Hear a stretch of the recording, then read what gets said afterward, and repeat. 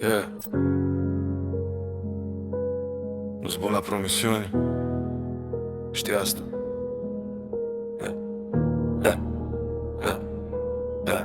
Orașul tace, doar motorul pe biște. Am drumul gol și capul plin de greșeli.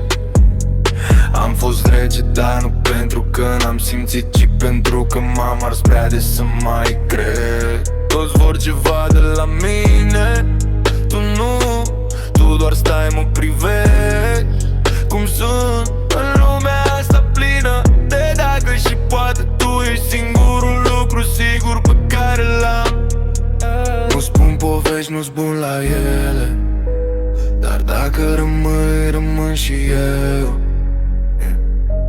N-am inima curată, dar e a ta și atât contează.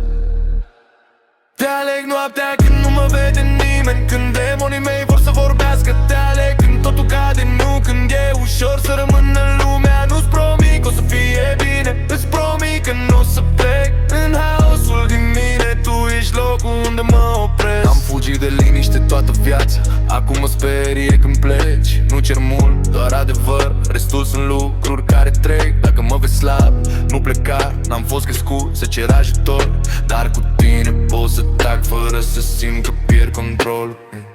Dacă într-o zi mă schimb prea tare, să știi că n-a fost din lipsă de tine. Am purtat lupte înainte să te cunosc, unele nu se termine, doar se țin în mine. Te aleg când e fric, când e greu, când nu am nimic de oferit. Nu pentru ce ești, ci pentru cum mă lași să fiu. Și dacă lumea ne judecă prost, lasă vorbească, nu ne știe. Eu nu-s genul de om sigur, dar cu tine rămân.